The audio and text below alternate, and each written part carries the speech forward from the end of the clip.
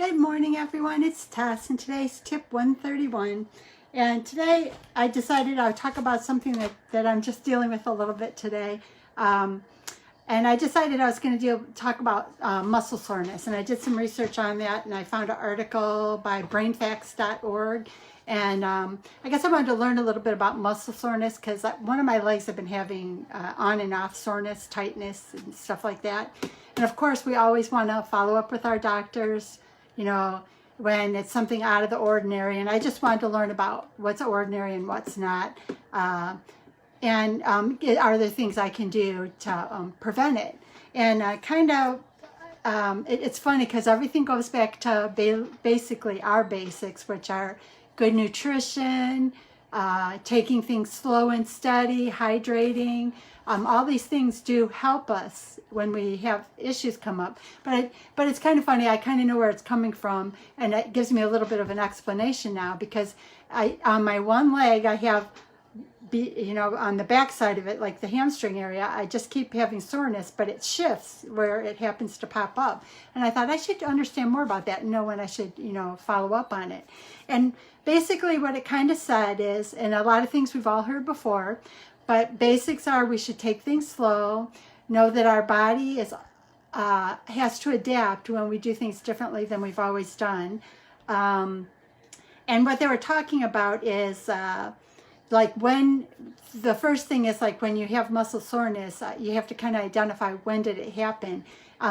Because if you have a muscle soreness based on it being a new activity you're doing, is it because of that new activity and using a muscle you didn't use before, or is it injury? And basically they said if it's injury, you know right away, because basically there's a tear and there'll be bleeding and it's instant and you will know instantly. So it kind of almost made it sound like that if you have instant pain, that's definitely something you got to address right away. So if you're working out and all of a sudden you have this instant shot of pain, there could be a problem.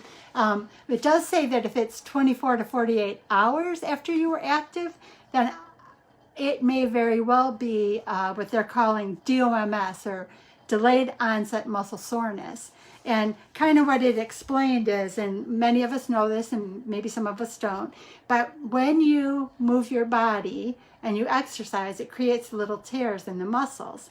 And then what ends up happening is as those muscles heal, they inflame, and your brain sends a message to your body about soreness. And what I thought was interesting in this article is it is always the brain. Our brain is what tells our body what to feel. And that's why there's a delay to it, because you're moving, and then all of a sudden when your brain has to get on board and say, okay, let's repair these muscles that they tore, that's when it will send the message.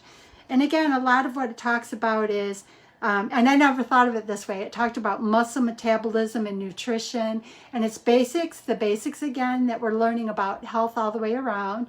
You want to properly put the nutrition in your body so that it has what it needs to do the repairs. You want to hydrate your body, and then you want to fuel the oxygen, because it was kind of explaining too, like if you're doing a sprinter type activity, your body can grab the oxygen it needs as you're doing the activity because it's spurts of energy, so your body can kind of keep it coming in as it needs it. But the other way, endurance runners, the body has to do a breakdown to keep enough oxygen to be active. So I thought that was really interesting. So it does kind of support that, if you're going to do something long term, you want to train for it so your body knows what to do to keep you properly in the game, so to speak, or to keep you healthy during that whole process of an endurance run or an endurance bike ride or any of that kind of stuff. So what I thought was interesting is keeping in mind that there are two types of pain, and the first is almost instant, and you had to have an instant reaction, and there could be bleeding, but that instant, they said, if you have an instant pain, your brain has said instantly you have an issue, so you may have to follow up on it right away. If you have that 24 to 48 hour delayed pain, it might be because you're using a muscle that you've never used before. But then what it kind of talked to is it said that as muscles adapt or get used to an activity, that delayed onset muscle soreness is reduced over time. And they say it's because if you take on small little steps of using that muscle, then there's really not as much repair that has to be done. And it's small steps, and your body and that muscle get used to the activity or the new activity that you're doing. So it kind of says if you want to reduce that delayed onset, you want to do a gentle build up in your activity so that it will be less strain on the muscle. And it is funny because I have a different muscle that's kind of sore today, and I'm like, oh, well, you know what?